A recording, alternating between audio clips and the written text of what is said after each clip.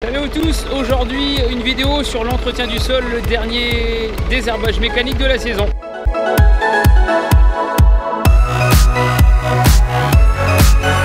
Donc on est le 15 octobre, on a encore un soleil magnifique.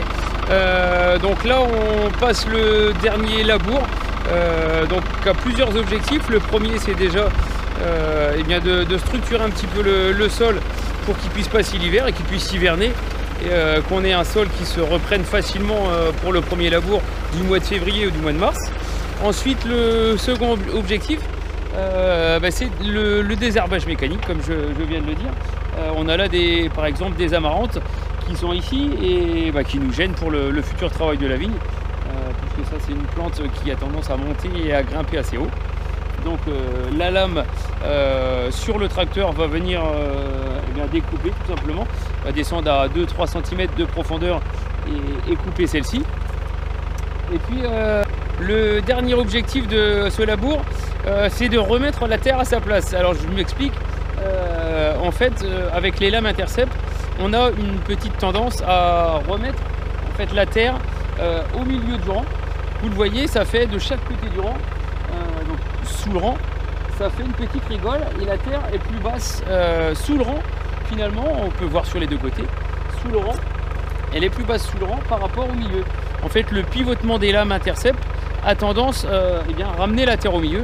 Donc on va essayer de casser cette butte pour la renvoyer sous le milieu du rang, pour que le prochain labour, donc le prochain labour de printemps, on puisse reprendre cette terre et on n'ait pas ce déséquilibre. Parce qu'on a aussi un problème, c'est que quelquefois, le tracteur glisse un petit peu dans cette partie-là et on roule de travers avec le tracteur. Donc cette lame va désherber juste le dessous du rang. Et puis ensuite, donc, le matériel dont je vous parlais, assez simple, c'est des cover crops, des disques qui vont prendre la terre dans le milieu et comme ils sont un petit peu inclinés et vers l'extérieur, vont permettre de remettre la terre sous le rang.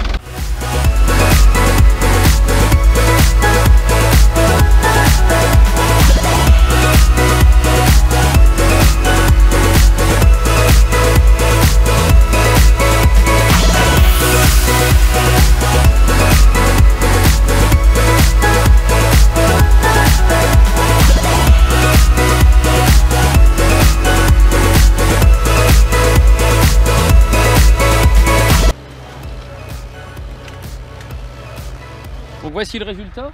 On voit nos deux buttes de terre qui ont été un petit peu déplacées vers le dessous du rang. Il aurait fallu sans doute écarter un peu plus les cover crops pour envoyer encore, mais à partir du moment où la butte qui est sur le milieu elle est assez épaisse, il faut arriver à piocher le maximum. Donc il faudra sans doute recommencer au printemps. Donc maintenant côté désherbage, c'est assez satisfaisant, puisqu'on arrive à faire du bon travail avec la lame malgré la sécheresse. Ça fait 4 mois qu'il ne pleut pas, donc il y a certains sols plutôt limoneux qui devraient attendre un petit peu de pluie. Là ici on est sur de l'argile, donc il n'y a pas encore trop de problèmes de sécheresse puisque ça a été travaillé plusieurs fois dans l'année. Donc le désherbage est plutôt correct. Il y a quelques petites plantules qui restent, mais voilà, c'est pas dramatique. Et ça va pas nous embêter pour la future taille cet hiver. Et puis les sols arriveront à être propres au printemps. Donc on arrivera à reprendre sans problème le prochain passage de charrue.